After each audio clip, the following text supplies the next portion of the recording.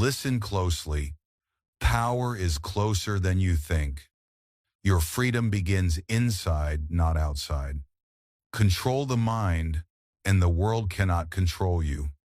Marcus Aurelius once whispered to himself, "You have power over your mind, not outside events.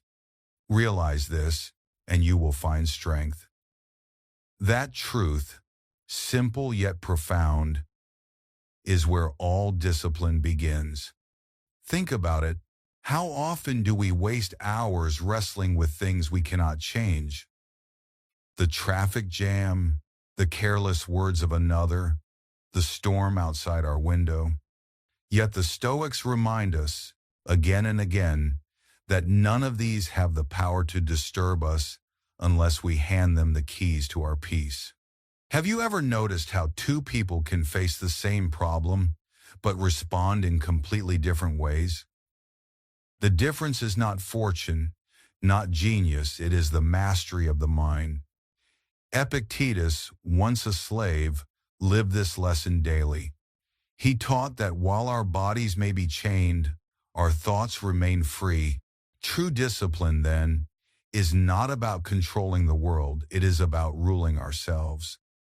A psychologist today might call this cognitive reframing. The Stoics called it wisdom. What story are you telling yourself about your life? Is it one of defeat or one of strength? Just pause, because this is where your discipline is tested most. Every judgment you make, every interpretation of an event is like a seed. Plant fear and resentment, and you will reap anxiety. Plant courage and acceptance, and you will harvest peace.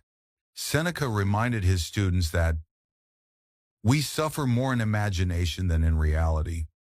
Can you feel the weight of that? Most of what breaks us exists only in our thoughts.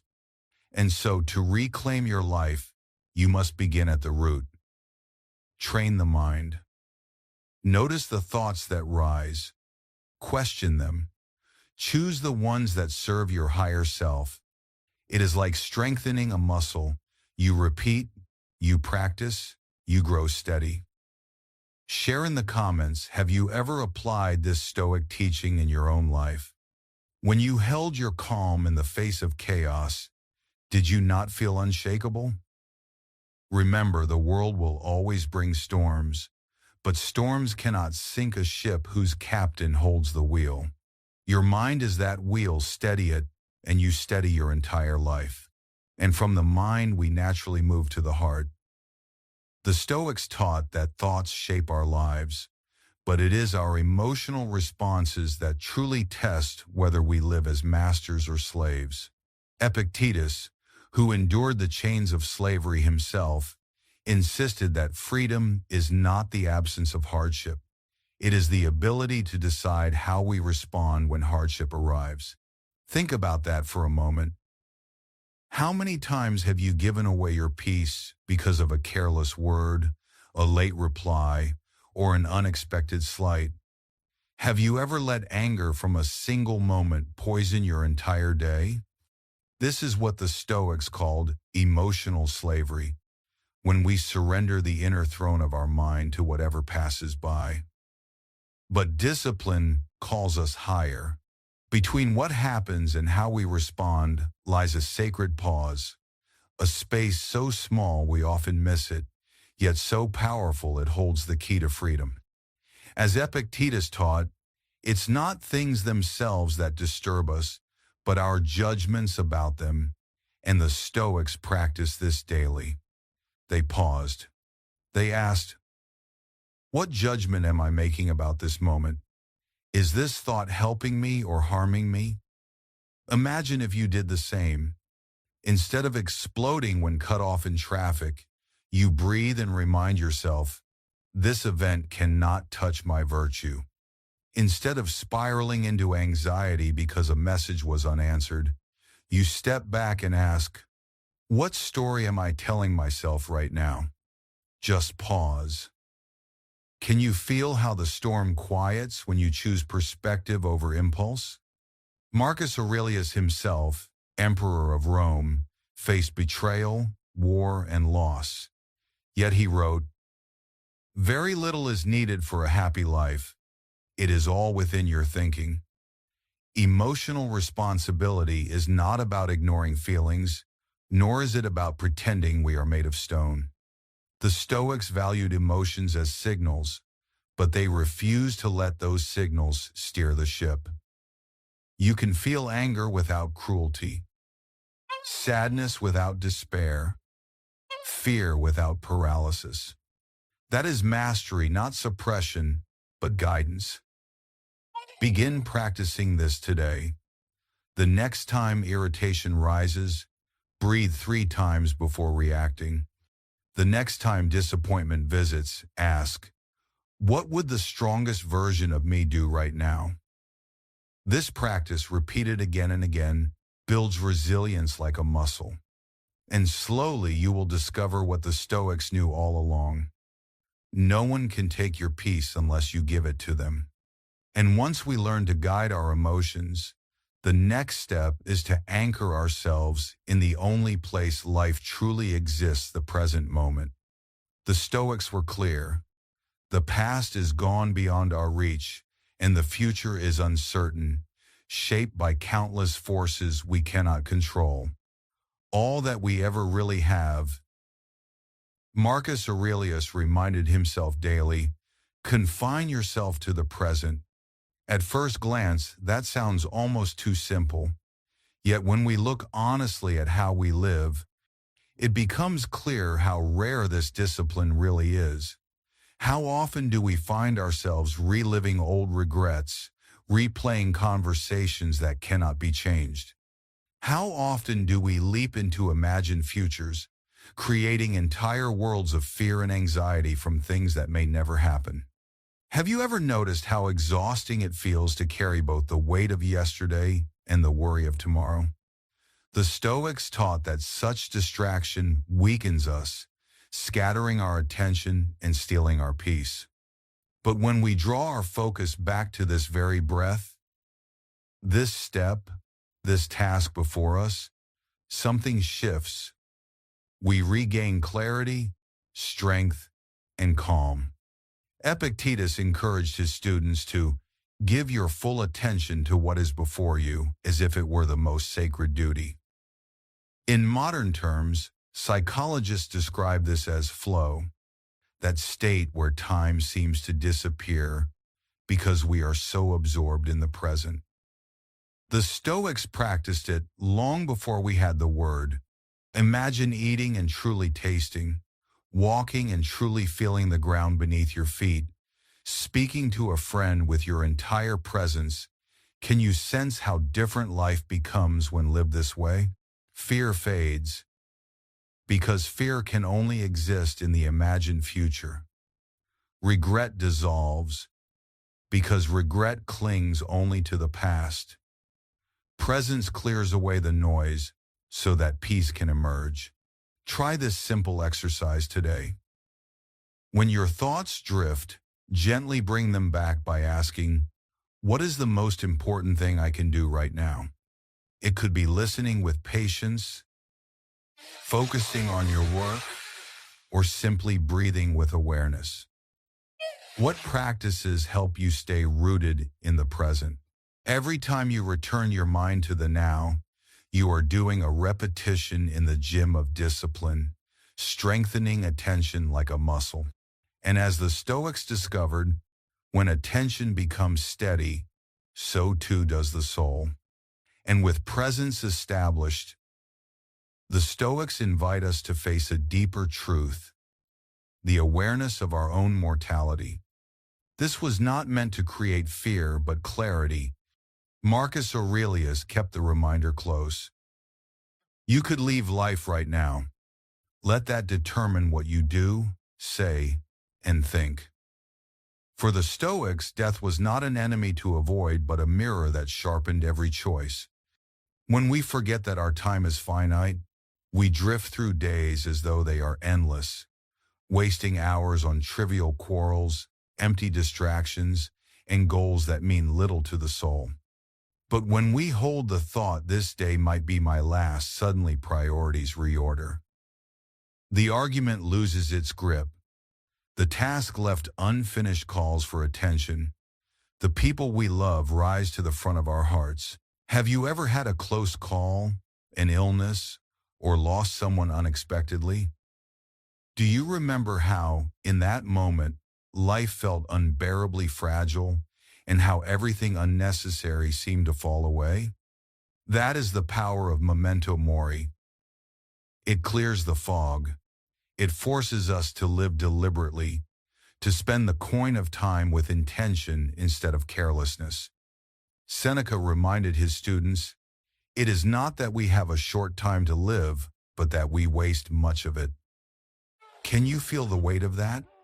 We often speak of saving money, but rarely do we speak of saving moments. Yet time is the only currency that cannot be replaced. Imagine approaching each morning with the question, if this were my final sunrise, how would I spend these hours? Would I live with more courage, speak with more honesty, act with more love? If today were your last day, what would matter most to you? Let that question sit with you and let it shape your next choice. This reflection is not an invitation to despair, but to urgency. When death is kept in view, life gains a sharper edge, a deeper color. The Stoics did not reflect on mortality to grow dark, but to grow alive. They knew that fearing death was, in truth, fearing an unlived life. To accept that we are mortal is to embrace the gift of each fleeting day, to align actions with values before the final curtain falls. And so the discipline of remembering death is, paradoxically, the discipline of learning how to live. And from the awareness of death comes another discipline the Stoics practice, preparing the mind for loss before it arrives. They called it premeditatio malorum, the premeditation of misfortune. At first, this sounds unsettling. Why imagine heartbreak, illness, or failure before it happens? But the Stoics understood that fortune is never permanent, and by rehearsing loss in thought, we strip it of its power to crush us in reality.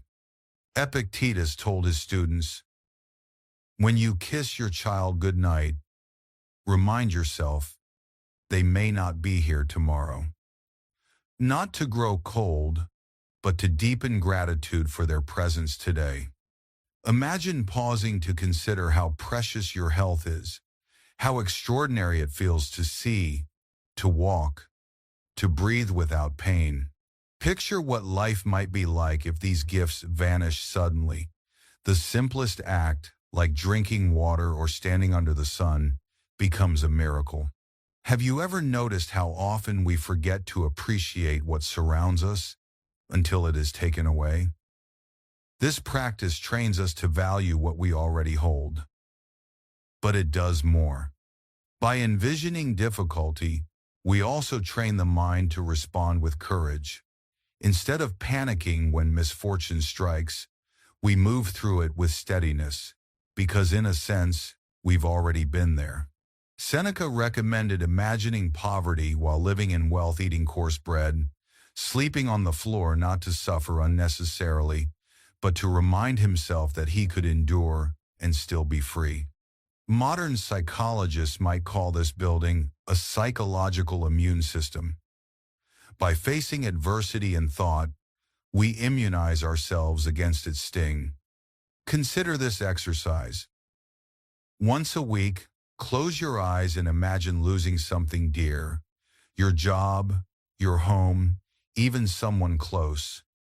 Then, gently imagine how you would continue. What lessons would you draw? What inner strength would rise? What values would you hold on to rebuild? Share in the comments, have you ever practiced visualizing hardship, and did it make you stronger? The goal is not despair, but resilience. And when real storms arrive, as they surely will, you meet them with a calm spirit, already trained to bend but not break. This is the paradox of Stoic practice. By imagining loss, you learn to love more fiercely, live more gratefully, and endure more steadily. And if imagining loss prepares the heart, then meeting real obstacles is where the practice is proven. Marcus Aurelius, surrounded by wars, plague, and betrayal, wrote words that have echoed through centuries. The impediment to action advances action. What stands in the way becomes the way. To the Stoics, challenges were not interruptions to life's journey. They were life's journey itself. Think of how a muscle grows. It is not built through comfort, but through resistance, through strain, through lifting what feels too heavy. Each obstacle is a weight, demanding effort, and in that effort we grow. Have you ever faced a setback that later revealed itself as a turning point? Perhaps a failure that taught you patience, a rejection that directed you towards something better, a hardship that stripped away what was false so that truth could remain. This is amor fati, the love of fate, not just accepting what happens, but embracing it as a teacher. Epictetus told his students, "Do not seek for things to happen the way you want them to. Rather, wish that what happens happen the way it happens. Then you will be happy." Can you feel the freedom in that? When life's blows no longer feel like unfair punishment, but like training designed for your growth, fear begins to fade. Instead of asking, "Why me?" the disciplined mind asks, "What is this moment shaping within me?" Seneca too advised that difficulties strengthen the soul, the way fire tempers iron. Picture yourself stepping into adversity with that mindset. Instead of shrinking, you lean forward, saying, "This is preparing me." It transforms how you meet rejection, illness, or disappointment. Practical application can begin small. The next time frustration rises, a plan changes. An obstacle blocks your path. Pause and reframe. This is not the end. Think of one obstacle that later proved a hidden gift. Let that memory steady you now. Reflecting on these moments builds faith that even now, whatever you face has meaning. The discipline of loving fate does not erase pain, but it robs pain of its power to break you. With amor fati, everything becomes usable. Every loss, every delay, every wound, woven into the path that makes you unshakable. And if fate already brings us enough trials, the Stoics went a step further. They chose hardship even when life was easy. Seneca, one of the wealthiest men of his time, often slept on hard floors, wore rough clothing, and ate the plainest meals. Why would someone with every comfort available embrace such austerity? Because he knew that comfort dulls the spirit, while voluntary discomfort sharpens it. By stepping willingly into challenge, we strip away dependence on ease and discover what we are truly made of. Think about it. If the first time you face hunger, cold, or fatigue is when misfortune forces it upon you, your spirit will likely break. But if you have trained yourself beforehand, by fasting, by braving the cold, by rising before dawn to work, then when true adversity arrives, it no longer terrifies you. Have you ever noticed how a small inconvenience feels unbearable to those who live in constant luxury? Yet those who have practiced simplicity seem unshaken by far greater storms. This is the paradox of strength. By denying yourself unnecessary comfort today, you gain a freedom tomorrow that no circumstance can take away. Epictetus reminded his students, "Freedom is not achieved by satisfying desires, but by eliminating them." Can you feel the weight of that? To need less is to become invincible. Modern science now echoes this wisdom. Cold exposure boosts mental focus. Fasting enhances clarity. Physical training in discomfort increases resilience across all areas of life. But the Stoics already lived this truth 2,000 years ago. Try this practice yourself. Skip a meal and notice not only hunger but also gratitude when you finally eat. Take a cold shower and feel your mind awaken with a new alertness. Walk when you could drive and appreciate the strength of your body carrying you. These small rehearsals of hardship are not punishments, but preparation. They remind you that your worth is not tied to ease and your peace does not depend on luxury. Name one small hardship you chose this week. What did it teach you? Let that lesson stay with you as you choose the harder path again. The more often you choose the harder path, the more flexible and unshakable you become. And slowly, comfort loses its grip, fear loses its bite, and discipline becomes your natural state. And just as deliberately chosen hardship strengthens us, the way we begin each day sets the tone for everything that follows. The Stoics viewed the morning as sacred, a time to align the mind before the noise of the world enters.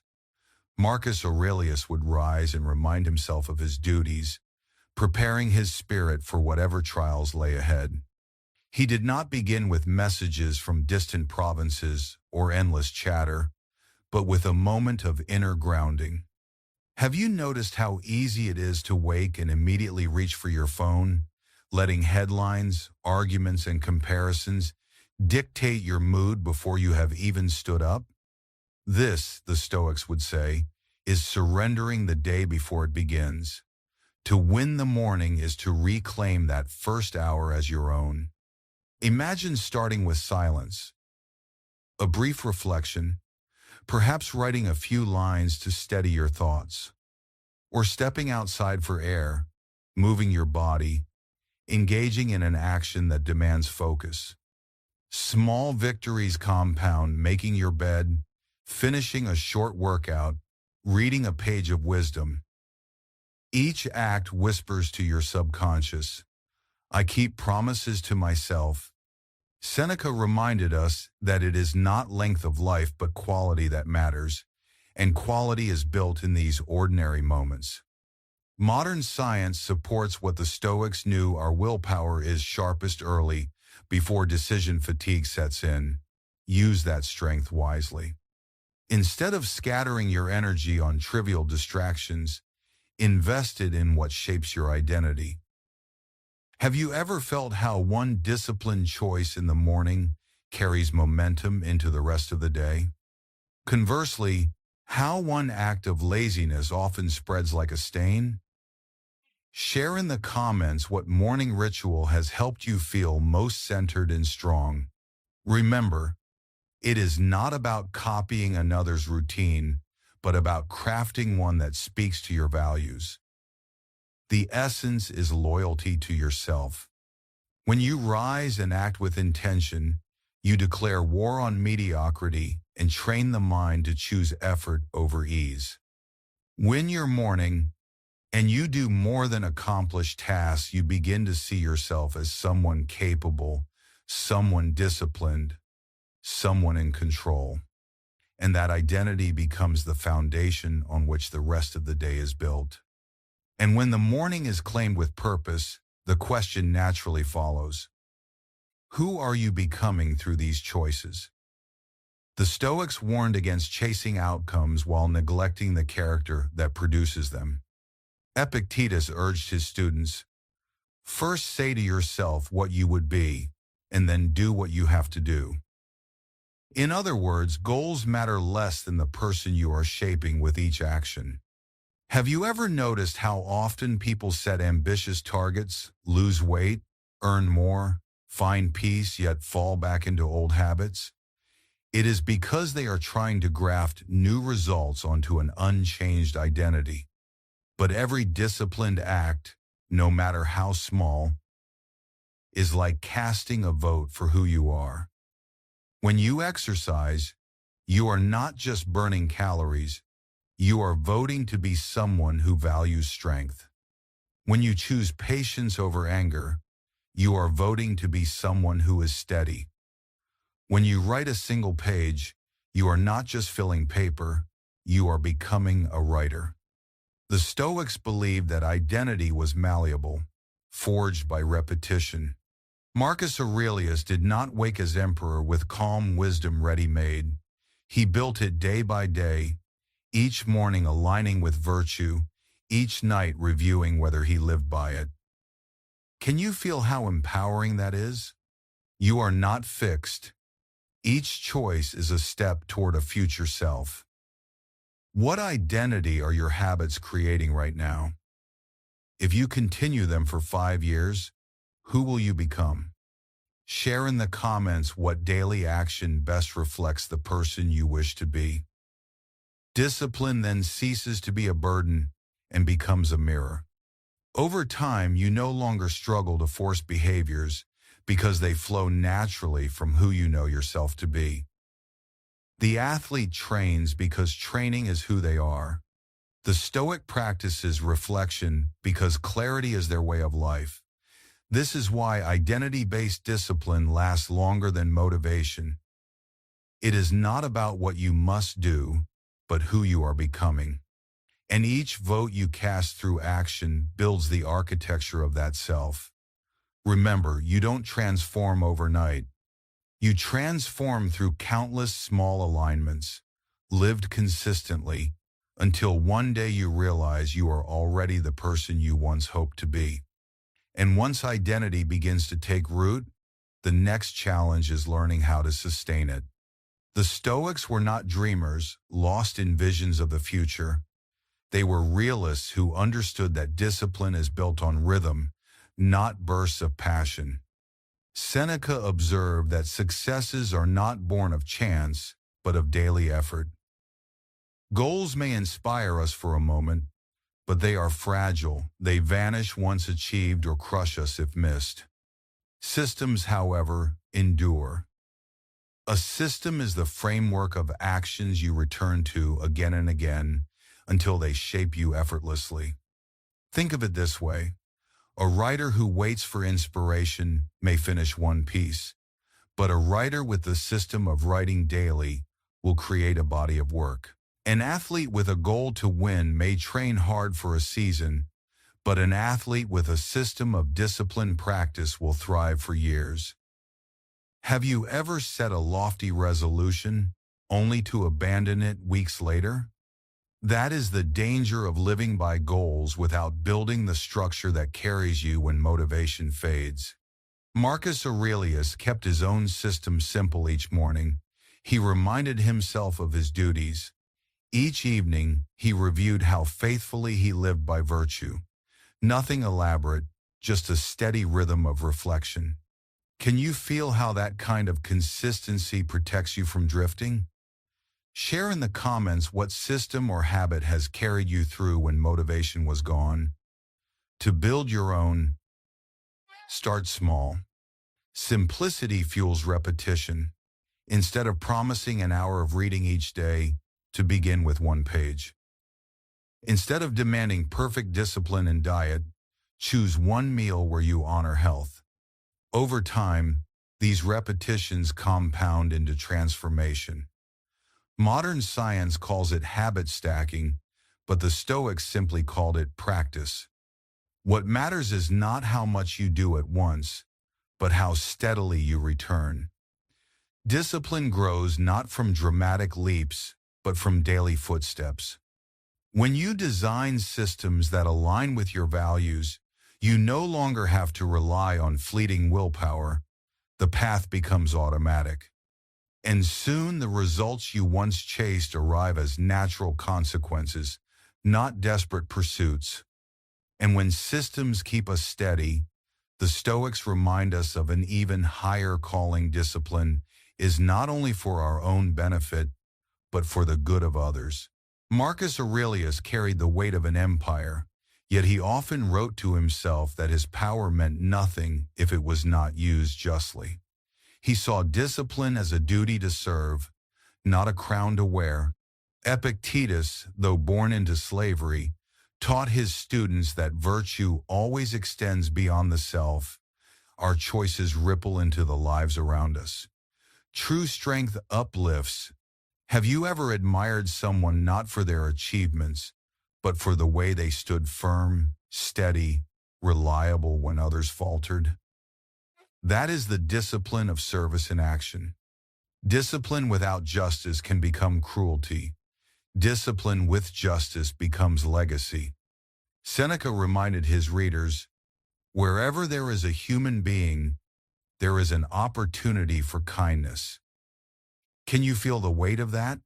Every day, we are given countless small chances to use our self-control, not just to advance our own goals, but to ease another's burden, to bring clarity to confusion, to offer calm in chaos.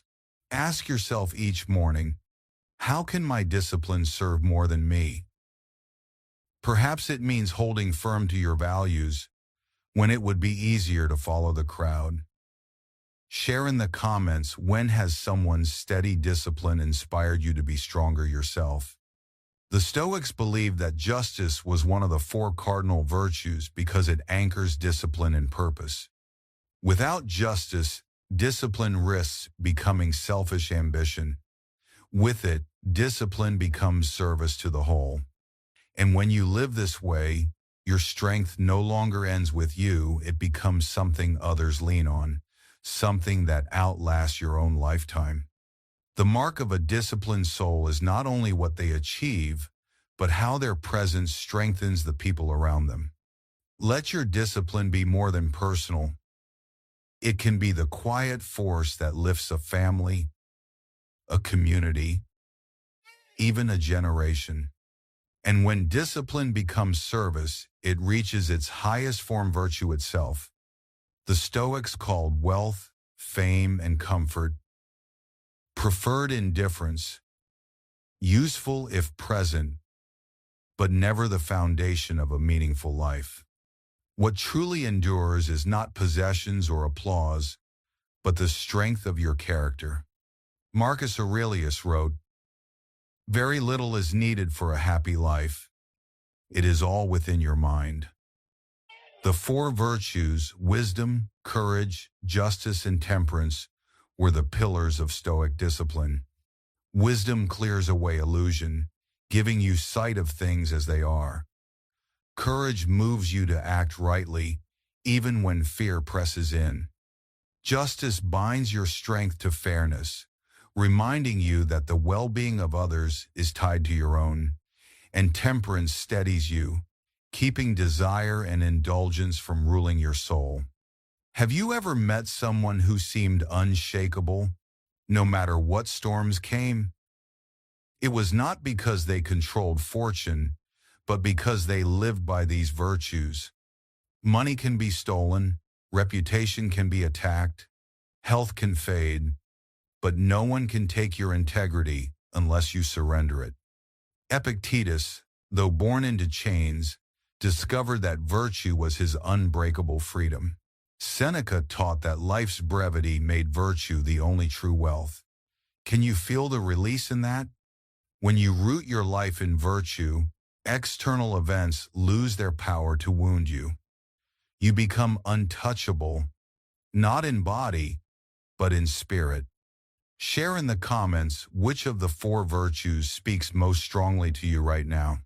Remember, discipline is not just a tool for achievement, it is the path to becoming a soul anchored in wisdom, courage, justice, and balance. And that is the final victory the Stoics offer us. So as we close, let us return to the words of Marcus Aurelius. You have power over your mind, not outside events. Realize this, and you will find strength. Let those words guide you tonight, tomorrow, and through every trial to come. You are stronger than you believe, steadier than you feel, and far more capable than you imagine. Each disciplined choice shapes the person you were meant to become. Begin with one small step today, and let it ripple outward into a lifetime of resilience. If this message has stirred something within you, like this video and subscribe to the Stoic Room. Join a community devoted to calm strength and inner mastery. Carry this wisdom with you. Slow down, breathe, and remember, the world may shake, but you need not. Stay calm, stay strong, stay unshakable.